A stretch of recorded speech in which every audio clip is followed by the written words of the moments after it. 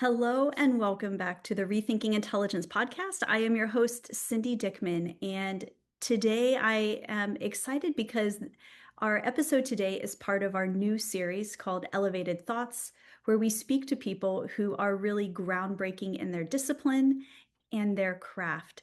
And so today our guest is Jason Latimer. Welcome, Jason. Thank you. Thank you. I'm We glad to be here. Oh, perfect. I love it. And I love your office space. It's like, it's fantastic. Yeah, this is where we shoot all the Impossible Science episodes I for all love our it. lesson plans and camps and everything. It's actually a home away from home. I love it. Sometimes it's just my home, It's just your home. but not all the time. But I feel like I'm here a lot. I So love it. I love it. Well, and before we get too far in, for those of you who don't know who Jason Latimer is, I have the privilege of speaking with someone. I'll give a really condensed version because we were talking before we started recording, and I had all this stuff because his bio is literally amazing. I'm not going to give it all, but for those who are interested, and I highly suggest go on IMDb, read about him, and see what he's done. But the shortened version is he is a world champion of magic, which is incredibly no small feat, who has entered the educational space to really bring his passion of keeping wonder, instilling wonder, bringing wonder back to life, because he feels that is where the magic of life is. that's So perfect. That's all I need. That's all. and It, I have so much like I had written down, but seriously go on and read about him because the people that he has worked with, the awards he has received, it's not just for accolades, but I think it goes beyond just saying kudos, and it goes to say really how groundbreaking you are and your passion for Thank you. combining science with your craft. Thank you. So, Thank you. It's something I truly believe in, and as far as inspiring kids to ask questions about how things work, mm, and after a lifetime of studying magic and a lifetime of studying applied science, mm, it was natural for me to try to ask questions of how could I inspire somebody else to have the same curiosity I did when I was on this path. And so this fact that it's gotten to the scale it's already at is pretty exciting, but there's still a lot of work to be done. So yeah, it's just the beginning. absolutely. And can you talk about because curiosity, in order to be a magician, you have to have that natural curiosity because you want to pull that out in people, right? When you're performing. And can you talk about like what came first for you? The interest in the science, the curiosity in the science, or the curiosity in the magic world? Well, I think magic has this great ability to inspire people to ask questions. I mean, Mm, anybody who's ever gone to a magic show, they have tons of questions at the end. And when I was a kid, no different. I saw a show when I was 9 years old, and I just remember saying, "Wait, how is that possible? How does that work? What do I not know?" And I eventually found myself studying magic books, but then I quickly gravitated towards science books because the same questions apply. What do I not know?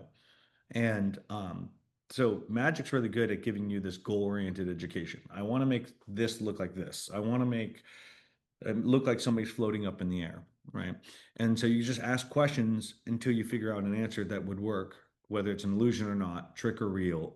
The process is exactly the same, a goal-oriented education.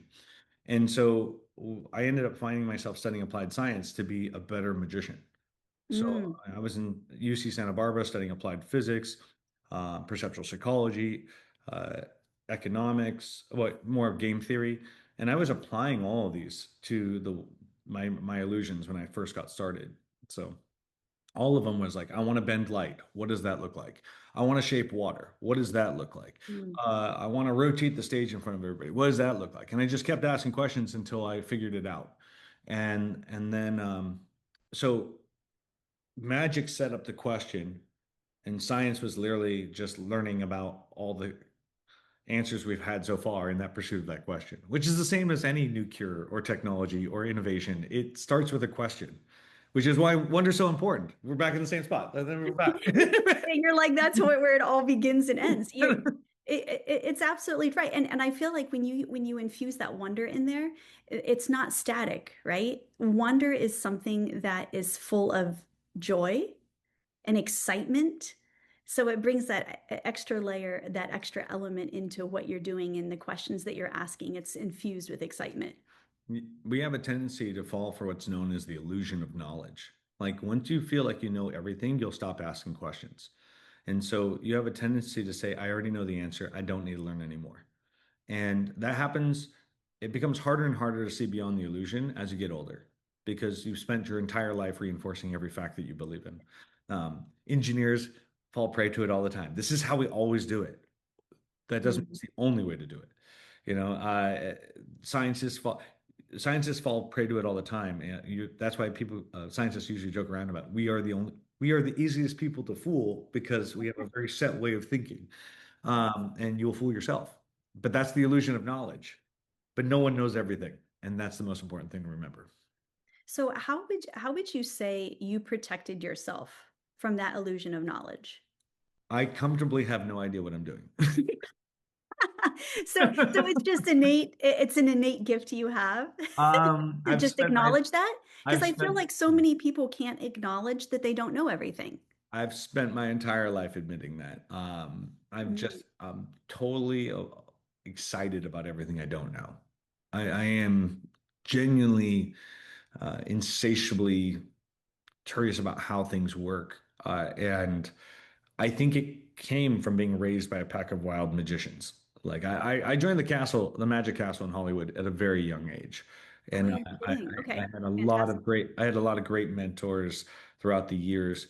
And nobody knows what's ultimately possible. Like that's the secret.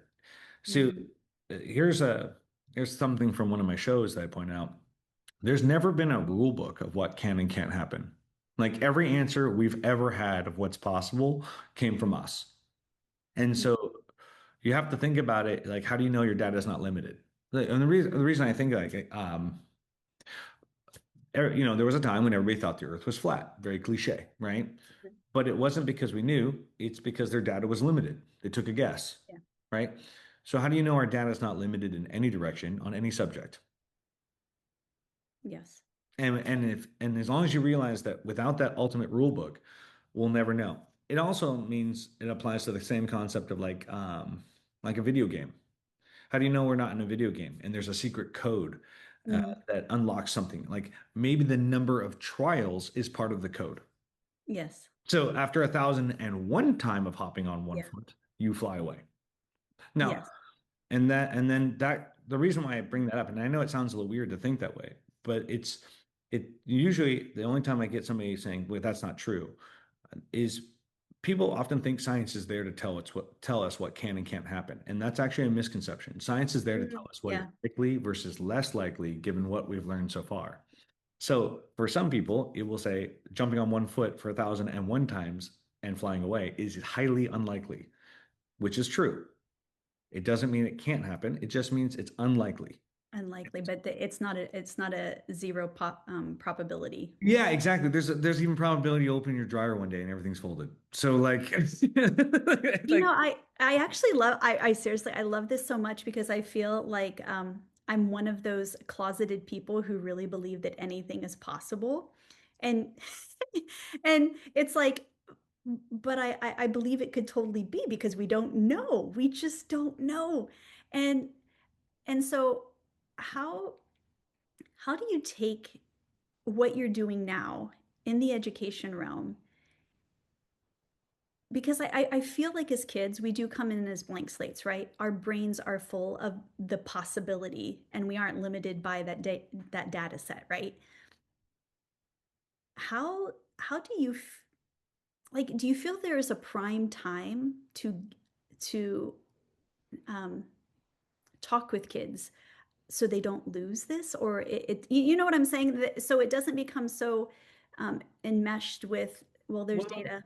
It doesn't, I can't it's say not there's gonna. a like a special time of the year or No, no, but like, is there like but an age that you're like right. that you've noticed working with kids? It's like they kind of start losing this wonder, or they start. Well, there's probably a couple answers to this. The first one that usually resonates with everyone in the museum community and Mm, in the education space is something happens between before the age of 13. So there's something magical that happens between Okay. when you're born and the age of 13. And the data supports that if you don't have a positive experience with STEAM, science, technology, engineering, arts, or mathematics, before the age of 13, it's highly unlikely that you would go into a STEAM category. Whoa, that's fascinating. Yeah, it's Okay. highly unlikely if you don't have access to quality STEAM education before the age of 13, there's quite a bit of data that says you're probably not going to go into that industry. Now, a lot of people have also attributed that to the idea of like people will only be what they think they can see or what they see. And that explains why people like to be influencers or they want to be a pro athlete or they want to do because they can see it before the age of 13. And so when it comes to like a timing situation, whatever we're talking about, whatever the catalyst is, I would say it has to happen before the age of 13, given the data. Or it's probably more likely that it should happen before the age of 13.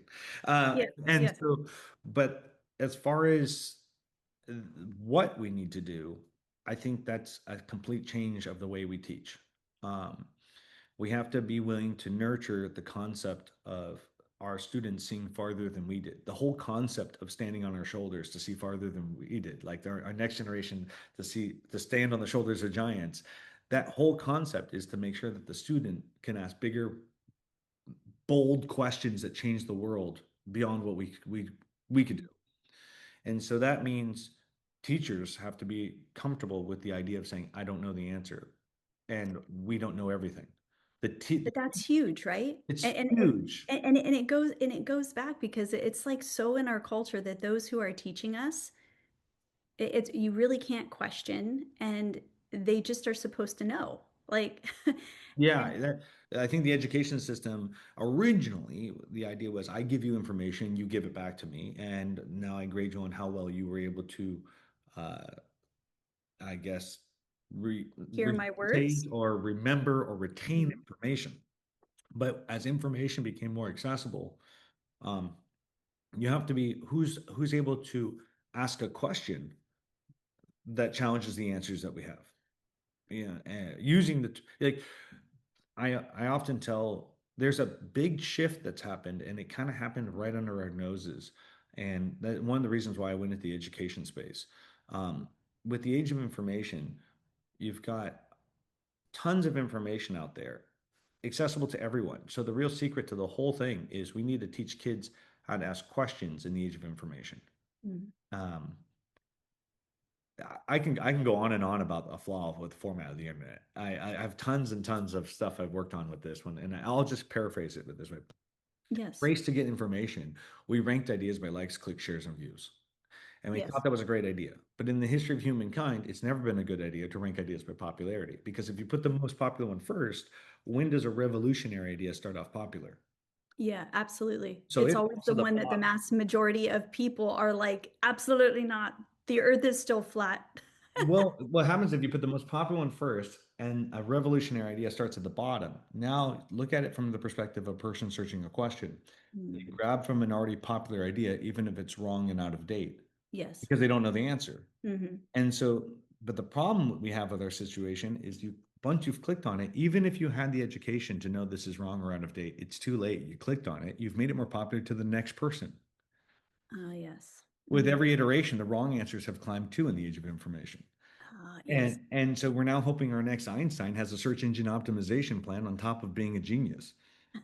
And the worst part about it is even though AI is incredible, do not get me misquoted. Yeah. AI is incredible. But it's pulling from all that also misinformation that's It's at the top, pulling the from the most popular, information. Yeah, right? it's pulling from the information we gave it. So the Yeah. easiest way I've explained it to people in the past is had the internet been around when we collectively thought the earth was flat, you'd never be able to search the true shape of earth via any search engine because everyone's uploaded the wrong answers and then we ranked it by likes, clicks, shares, and views. Yes. And and we like to think that the cream will rise to the top and but there's no part of the internet that Mm. suggests it follows the scientific method. Yes. Once you've clicked on it, where's the peer review? We don't know where your journey ended. You could have said, this is all baloney. None of this makes sense. Doesn't matter. All But you've already clicked on it. your entire path has been tracked as clicks, likes, and views. Mhm. And Yeah. we don't know what the result was. And so the last segment of the scientific method is peer review. Yes, absolutely. And we just said, it's okay. We just need information. That was a mistake. That was, Oh, that's actually really interesting. Yeah, that we just need information. yeah. And so And the whole and we're idea is not like, realizing that in our journey for all this information that we have on our fingertips, it doesn't matter if we even know it's incorrect information. We are like no, propagating, we're sometimes, yes, popularizing incorrect information. sometimes Mm, information is better than no information. mm, And, but, the generation that saw the generation that saw the birth of the internet is using the internet like a tool. mm, Well, while the next generation is using it more like a crutch. yeah. And so you've got people depending on the internet for the answer on their journey, but they forgot we gave the internet its answers. Hmm. Uh, Yes. and so, and for And me, probably some of the educational realm, right? It probably is pulled from data or yeah, I can't information say, I that don't is want to say there. it's dismal and everything's horrible. What I'm saying No, but is it like, is it's just an interesting concept just to contemplate. I love yeah, contemplation. So so it's just an interesting contemplation. for me, all I did was like, I saw the situation. I gave a talk about this on a TEDx Wall Street talk. Mm, Got a phone call from is Chris Lytle, who's that was at the time was like I believe he was COO of the Smithsonian, asking if they could use that call for leadership training to explain the flaw they're spotting in the education space. wow. And I realized instantly that it's going to hit this concept of following a wrong answer or just the most popular might hit the education space faster than it hits the general community. And so I joke around. I had this ultimate moment of just saying I've got a background in applied physics, or I've got background in multiple applied sciences. I know how to entertain and excite and inspire curiosity. What if I just bash them together and create a program designed to inspire kids to ask questions? And so I took the nation's science standards and I rewrote them into magic tricks.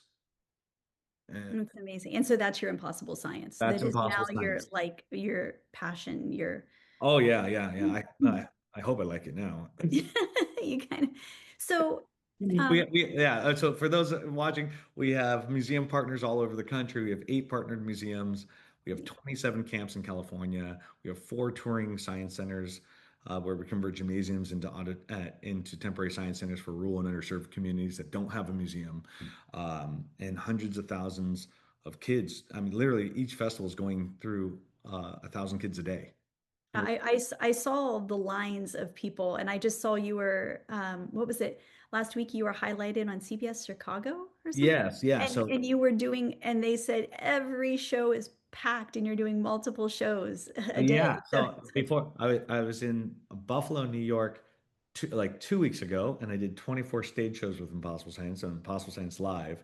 Meanwhile, my team's in Illinois, and we're doing 18 Impossible Science festivals, which is the touring museum, mm, is going through all of Illinois, and they're seeing about 1,000 kids a day now, and it's going on right now.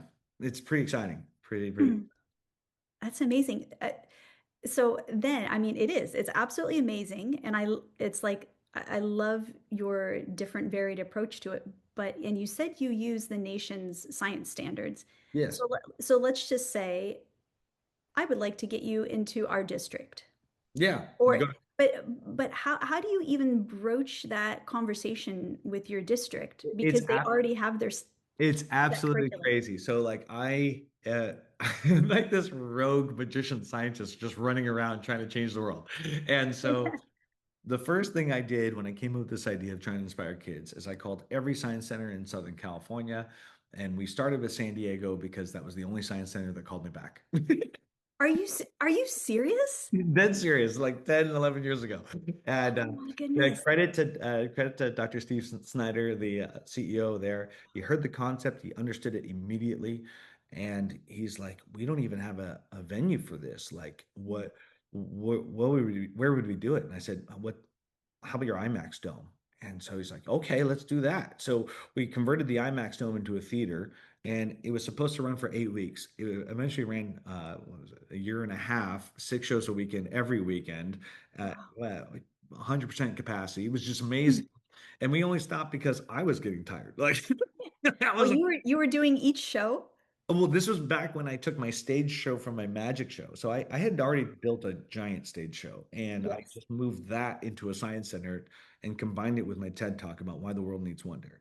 And then eventually I realized we need to change that into a scalable model where I created more of experiments where the kids blow their own minds, where Mm, if you don't understand what you're looking at, it's going to look like magic. And that became a scalable version for other science centers to do. I would still fly in and do shows, but the festival was the way that we could scale that impact. It mm. wasn't until COVID happened that Sony and I partnered to turn anything I've ever created for a museum into a video series. And we did, I don't know, it was like 100 million plus views across. The one rule we had was give it away for free. Like, and so I'm Yes. like, okay, that sounds amazing to me. And so Yes. um, we gave the video content away for everybody, and then all of a sudden I started seeing these phone calls saying, "We can't make it to the museum. We love the curriculum. How is this possible? What can we do?" And that's when I came up with the idea of the mobile science center. Yes. Um, but to get back to the original question is we backed our way into the education space because we started with museums. There was just a lot less red tape with the way a Yes. museum is run. And so I was able to make a bigger change in the museum community than schools immediately. Mm, However, now that we have so many camps working directly with school districts, if you mm, know a school administrator or STEAM coordinator or even a principal can make the right phone call. You can just go to impossiblescience.com, scroll down to the bottom, send us a comment, a message of what you're thinking about, what you're interested in, even if it's professional development, teaching your teachers how to inspire kids to ask questions. We have that too.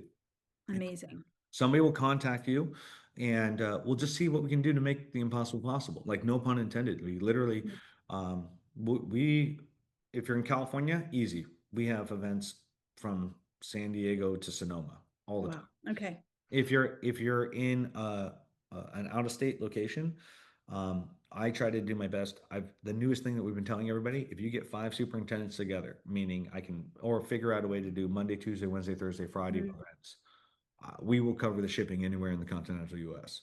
So, amazing. well, so you just tell us where you are, and if we can get five districts Mm, together, um, we're coming.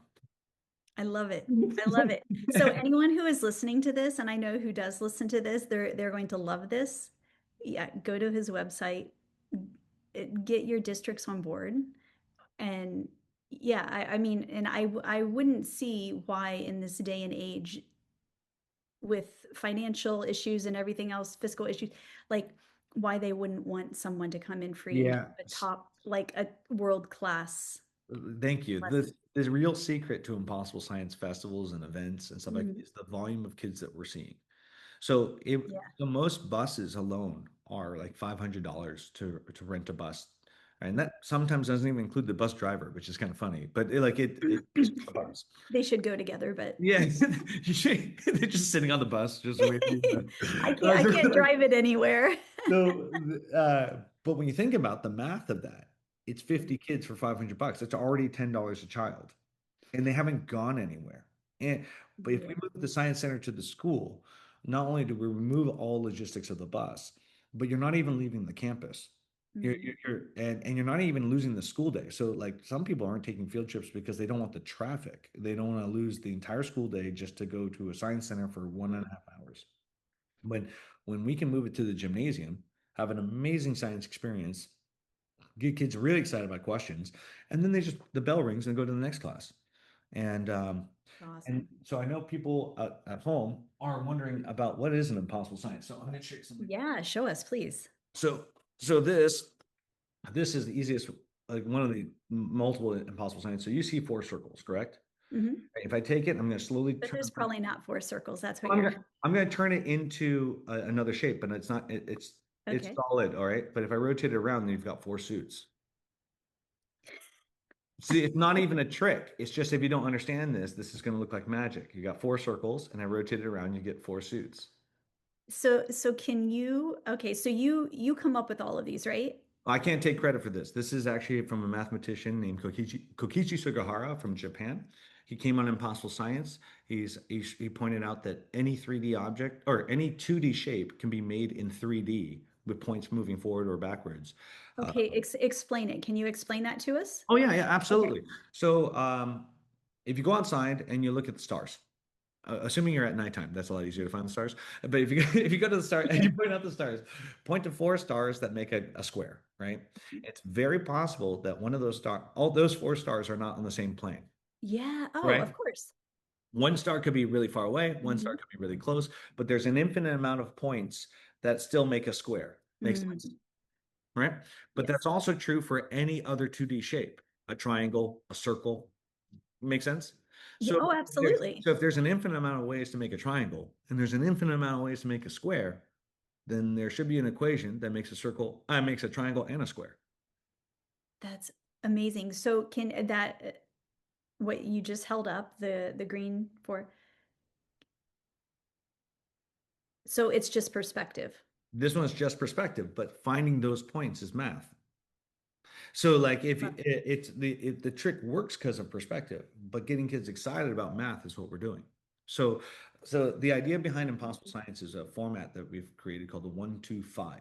If you take a magic trick and you break it down into steps, the reason why a person has questions at the end of a magic trick is because they've skipped steps. Some when you're driving home, you're like, I wonder how Oh. they saw that person in half. It's because you skipped steps and you were not told about all the steps. And the magician just chose not to tell you about certain things they're doing, right? And your mind just skips over them because you don't know about all Yeah, yeah. there should You be saw. steps in between. I'll break it down. You could say we're gonna and well, the 1, 2, 5 is the idea is if you take a science experiment and you break it down to steps, if we skip steps on purpose in the Mm, delivery of this information, it's going to come off like a magic trick. We're going to mm, move an object without touching it. There's no strings, there's no wires, and then it moves yeah. on its own. And now you've gone setup, framing, or parameters, like what it's not, and then delivery. Move an object without touching it, no strings, there's no wires, and then it moves. Now you have kids say, hey, why is that working? And now you can talk about 3 and 4. You can talk about static electricity. Now you Mm, can talk mm. about air pressure.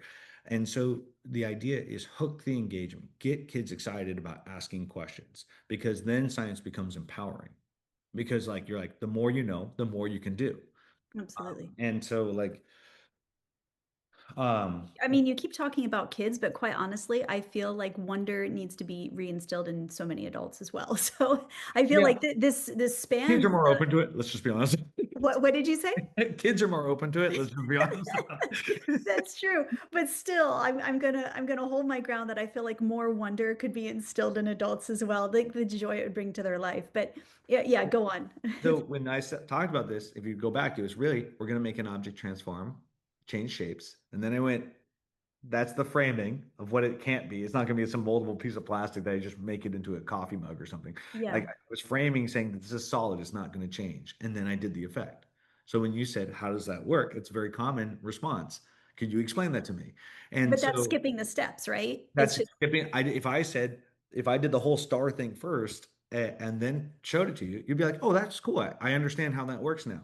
yeah. By doing the 1, 2, 5, as basically boiling down a magic trick to what's the minimum amount of steps you could skip and through Mm, and I'll be honest, through fuzzy math, I came up with the a minimum of 2 steps. The idea was, could we use that format over any science experiment known at all?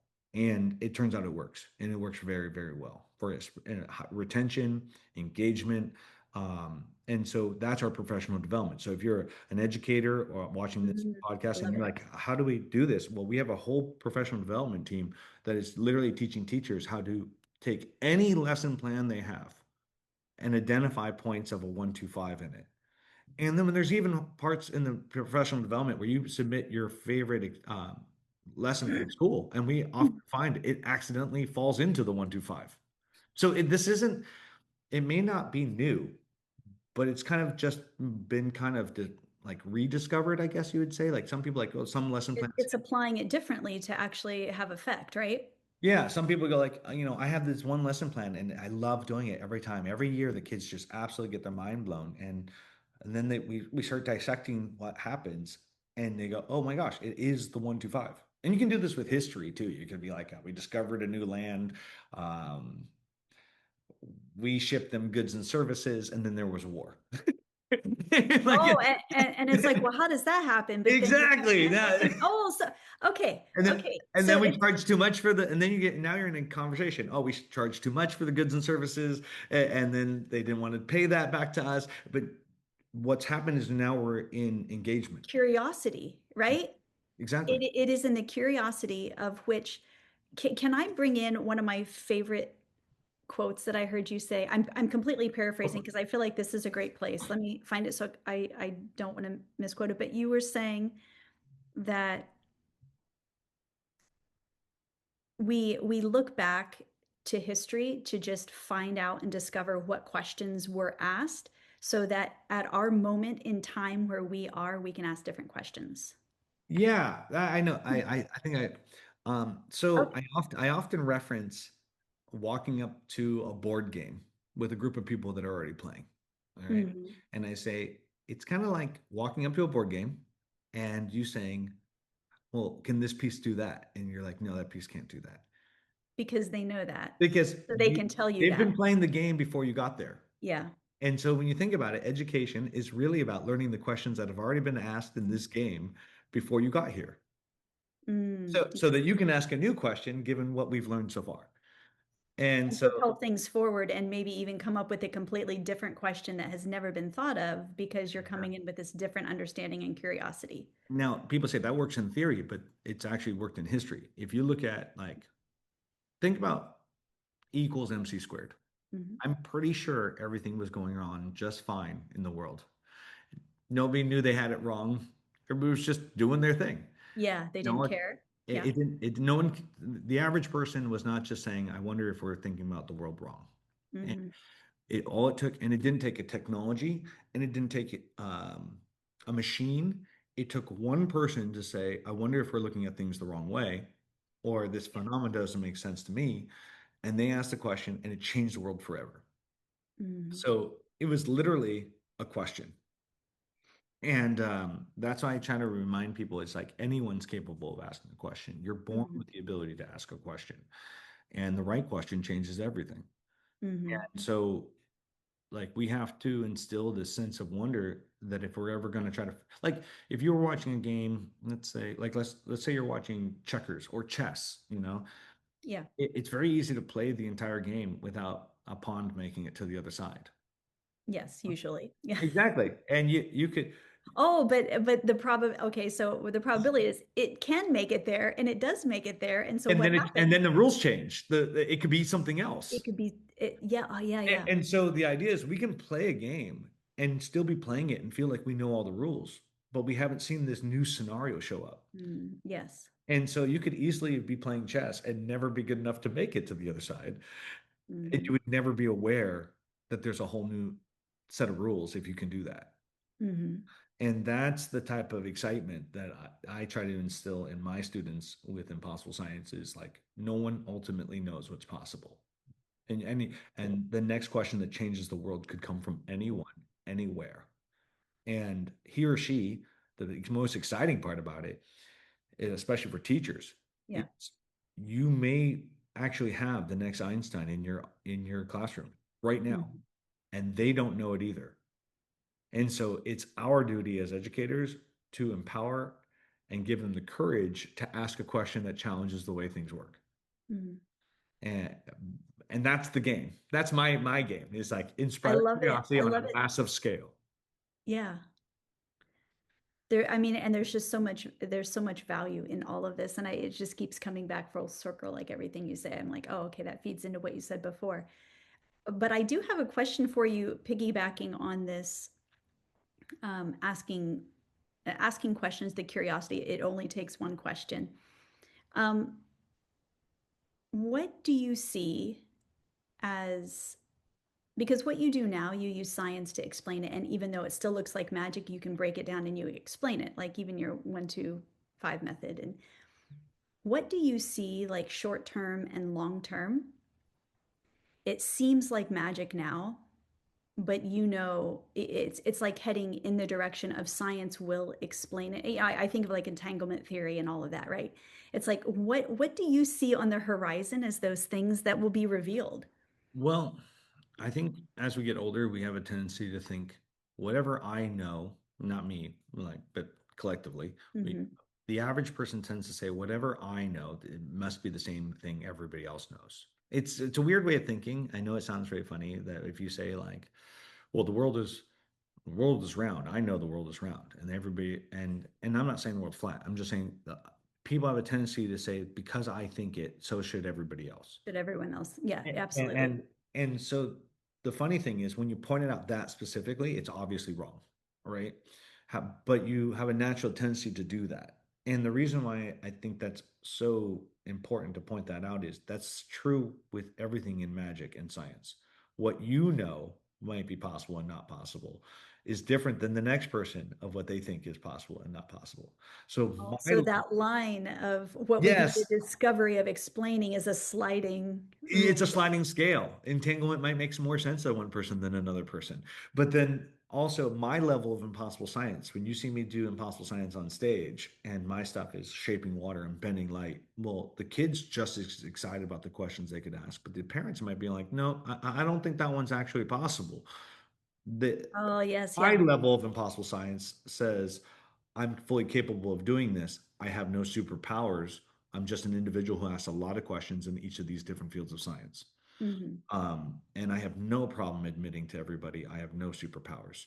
Um, I know I've checked after every spider bite. And you're still the same. No, not this time. But it's really important for kids to hear that. Now, it's also important for adults to hear it, but from where I come from, it's important that kids realize that what they're going to learn in the gymnasium or my science center or the camps, this is their level of impossible science, but they can keep going. And I think that's true long term for everybody is not falling for the illusion of knowledge that just because you don't think it's possible doesn't mean it's ultimately not possible. It just means, given what you've learned so far, this is what's possible. And that's what science is. Given what we've learned so far, what is likely versus less likely. Yeah. But like when I was talking about levitation, I mean, I've often heard a lot of people say levitation is not real. And there are ways to trick people into thinking levitation is real, but then there's also something like this. This is a levitation wand. And if I take this, I can Mm. actually get something to float. This, if you didn't understand what you're looking at, this would look like magic, but it's actually just static electricity. Mm. And so this wand is a handheld Van de Graaff, and it builds That's up a stacked awesome. charge, and it touches that tinsel. The tinsel has the same charge, and because they have the same charge, they're repelling. Now, if you didn't understand that, it's going to look like magic. But if you Mhm. understand it, it looks like science. Oh, so it's like someone else could be watching that. If they come in with their worldview, they'll be like, he's just tricking you. It's not happening at all. There's strings, there's something, there's air blowing. Yeah, so Mm. somebody And can you say, explain away the magic even, and you explain away the science. yes, somebody can see that same effect and say, oh, that's a science experiment. And somebody else can see it, think about what's possible differently, usually younger, and go, oh, that's a magic trick. So the same effect can be viewed two different ways. So when we say what's the long-term version of magic? Well, the term of magic is actually seeing over the horizon, getting kids and adults to believe we don't know everything, and I wonder what's over there. Mm. It really is not discounting anything. And another thing that you said that actually is you just said whatever you don't understand is magic, and you've that's what you're alluding to, and it's hitting me just how much we cut short because we're like we don't understand it. So just let's flick it away. Let's not. Yeah, it's easy to say things are impossible. It's easy to say that's not possible. And and the funniest part about it is how do you know what's ultimately possible and not possible? And more importantly, um, yeah, you could probably say like given the math, you could probably figure that. Given science experiments, yeah. Mhm. But you also have to remember, given what we've learned so far, it looks highly unlikely. Is probably a better, more accurate statement than saying the word impossible. And the real reason is who came up with the concept of impossible? Mhm. The Absolutely. universe or us? Mhm. And once you remember that, then it's like, wow, game on it. Right question changes everything. Then everything is possible. Then everything is possible. Yeah, yeah.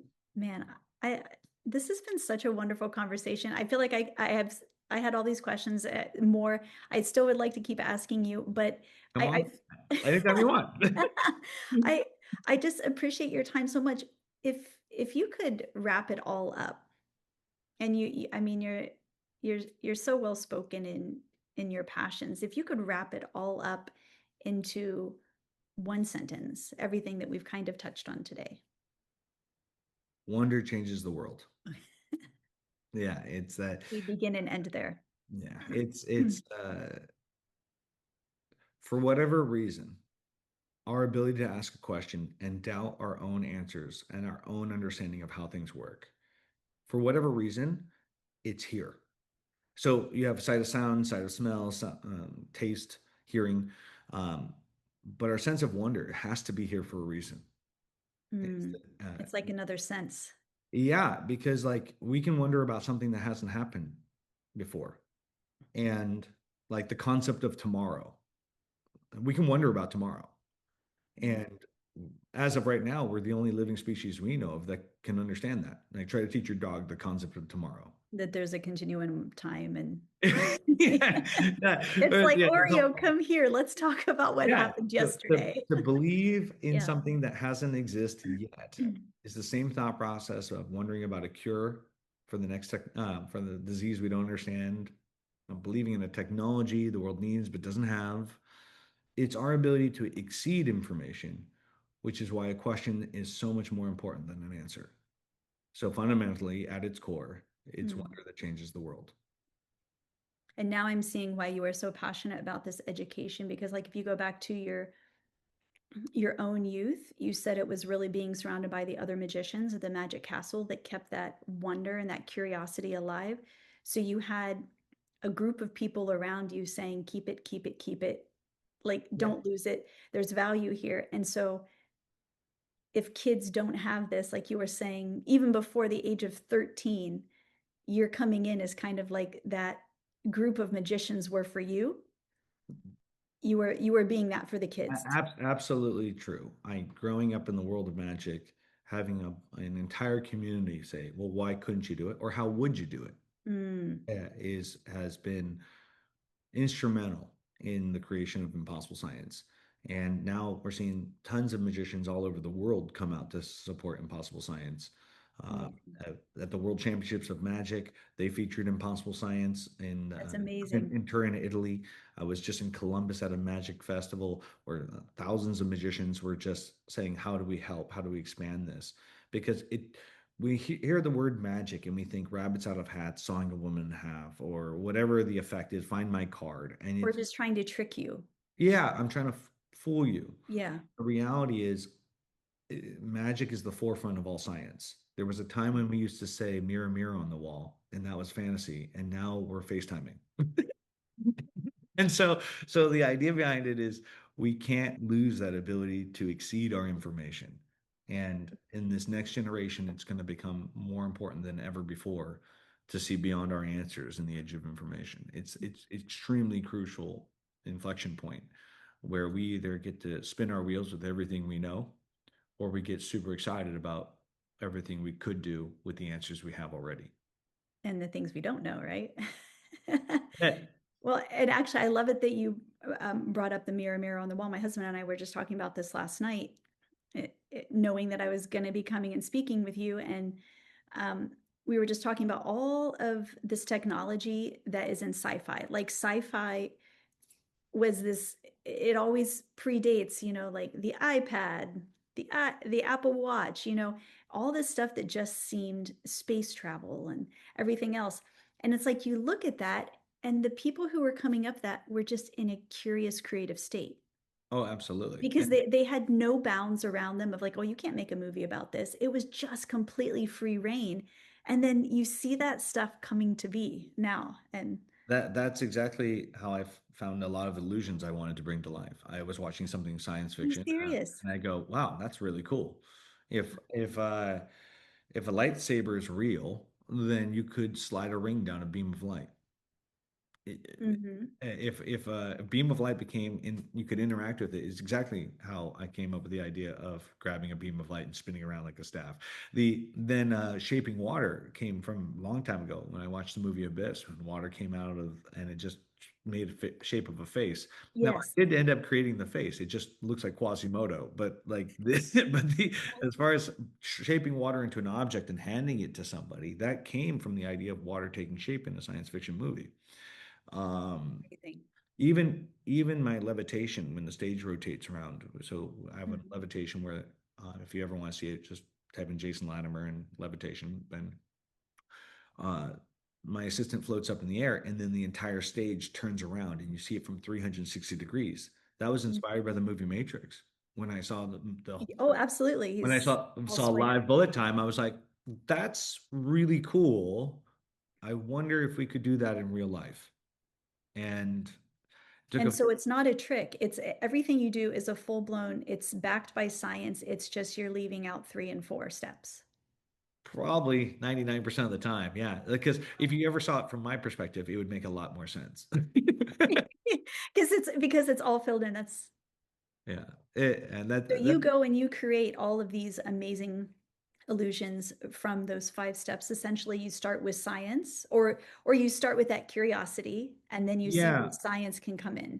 Back in the day when I was designing only magic tricks for myself, I would start off with a concept and reverse engineer how I would make it happen. And now when I'm dealing with kids, I take science experiments, national science, what's called the next generation science standards. And then Mm. you take the experiment and I reconfigure that to be a magic trick. So it's kind of, but I've been doing this for quite some time. I've got quite a few of, I guess, tools in my toolbox to be able to do something like this. So there's no set way for me to do it. It's like the MMA of science. Like, impossible science is anything goes, and it's going to be. I can tell you one thing: we're going to blow your mind when you go through it. If you go through the exhibit, the camp, the festival, professional development, it wouldn't be impossible science if you didn't come out asking a ton of questions and feeling inspired. Yeah. And I'll have to say, I was watching your videos and it was just time and time again. I'm like, it just doesn't seem possible. It just doesn't seem real. But I know it is because he is Because it happened. legit. So there has to be reasons. Oh, what a, like, seriously, what a wonderful gift that you are giving to the world, your passion, your curiosity that you just continue to give. You keep reinventing it for the next generation and even for us as adults. Thank you so Thank you. much. Thank you. Thank you. As long as everybody keeps staying excited about it, I'm going to keep going. So, yeah, just keep telling everybody about it and we'll change the world a little bit. Absolutely. So for those listening, look up Impossible Science, see about getting in your school districts, reaching out. Like it's like wealth that you didn't know before you listened to this. So thank you so much for your time, Jason. It was Thank you. incredibly valuable.